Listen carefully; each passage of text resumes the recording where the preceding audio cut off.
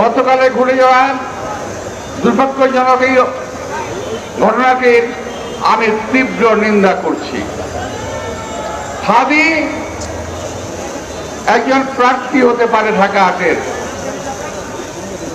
সে আমার সন্তান সমতুল্য।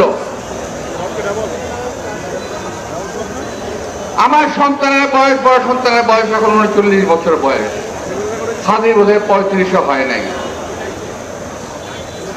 স্নেহতুল্য, স্নেহভাজন এই ছেলের উপরে আঘাত করাতে আমি মানসিকভাবেও অত্যন্ত বেশি ক্ষতিগ্রস্ত হয়েছি গতকাল।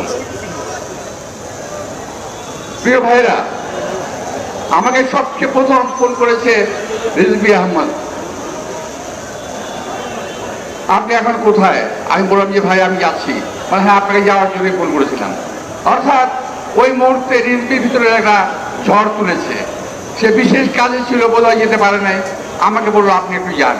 তখন আমি মোটামুটি অলমোস্ট চলেই গেছি ওখানে।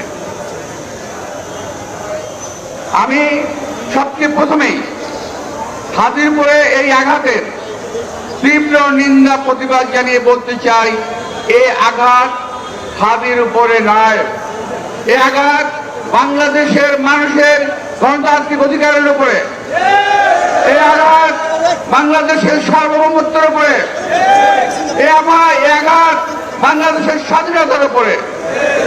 প্রিয় ভাইয়েরা, এটাকে আমাদের প্রতিরোধ করতে হবে। এই অপশক্তির কারো হাত ভেঙে দিতে হবে, এদেরকে দাঁত ভাঙার জবাব দিতে হবে। আমি একটি কথা শুধু বলি, যেটা রিজভী আহমদ সাহেব বলেছেন, হাদি ওর গায়ে গুলি লেগেছে 2:15। ঠিক 2:30টার সময় ফেসবুকে পোস্ট আসলো, সবাই গিয়ে যেখানে আছে ঐক্যবদ্ধ হও, কোন একটা বাসায় যেতে হবে, ইট খুলে নিয়ে আসতে হবে। ভাবতে পারছেন ব্যাপারটা কত পরিকল্পিত? এটাকে আরো সংহত করেছে। আমি যখন হসপিটালে যাই তখন তারা আক্রমণাত্মক স্লোগান দিচ্ছিল।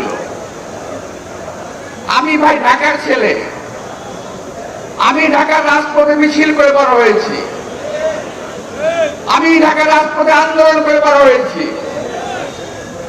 আমার বয়সটা একটু বেশি হয়ে গেছে, শান্ত থেকেছি, নীরব থেকেছি, কিন্তু ওই মুহূর্তে যদি আমার নির্দেশনা পেত তাহলে তোমাদেরকে তুলে ধরা করতে আমাদের ছেলেরা দেওয়া। কিন্তু ওরা ছিল কয়েকজন। কিন্তু সবচেয়ে ইন্টারেস্টিং বিষয় হলো 150 থেকে 200 ছেলে, এরা কেউ হাদির সমর্থক নয়, এরা বিশেষ একটি রাজনৈতিক দলের অঙ্গ সংগঠনের কর্মী আছে। ভাই, আমি যাওয়ার পরে যখন ভিতরে গেলাম তখন হাদিকে নিয়ে যাচ্ছে স্ট্রেচারে করে অপারেশন থিয়েটারে। আমি অপেক্ষা করলাম, প্রায় 1 ঘন্টা বসে থাকলাম। এর মধ্যে কিছু বেয়াদব ছেড়ে পেলে অনেক বেয়াদবি করলো।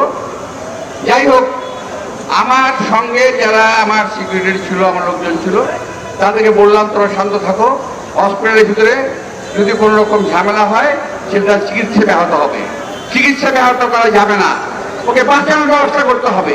আর যারা মত সৃষ্টি করেছিল তারা চেয়েছিল হাদি ওখানেই মারা যাক, আর আমরা চেয়েছি আল্লাহ তাকে বাঁচিয়ে তুলুন, ছেড়ে তুলুন, দীর্ঘায়ু দান করুন। প্রিয় ভাইরা, অনেক ষড়যন্ত্র দেখেছি, এদের ষড়যন্ত্র 71-এ দেখেছি, এদের ষড়যন্ত্রের কথা শুনেছি, 47 সালের কথা শুনেছি, 71, অতঃপর 86, 90, 91, সকল সময়ই এই দলটি একটি ষড়যন্ত্রের সঙ্গে জড়িত থাকে। ষড়যন্ত্রবিহীন এই দল কখনো চলতে পারে না। ভাই, একজন লোক গুলি খেয়েছে, যেই হোক, আমরা মুসলমান, আমরা কোনো সময় কোনো আহত কিংবা অসুস্থ ব্যক্তির মৃত্যু কামনা করতে পারি না, আমরা করতে চাই না, আমরা করি না। কিন্তু যারা নাকি মুসলমান লেবাসধারী তারা একটি ছেলের মৃত্যু কামনা করছে বারবার, ফেসবুকে স্ট্যাটাসে তারা দিয়েছে। ওখানে যে একটা ছেলে ছিল তারা কারা?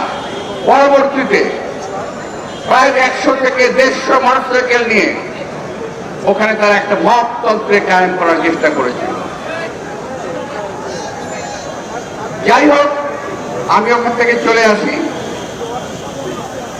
ওরা ভেবেছিল ওদের ধমক ঠামক দেখলে পরে বোধহয় আমরা লেজ গুটিয়ে পালিয়ে যাব।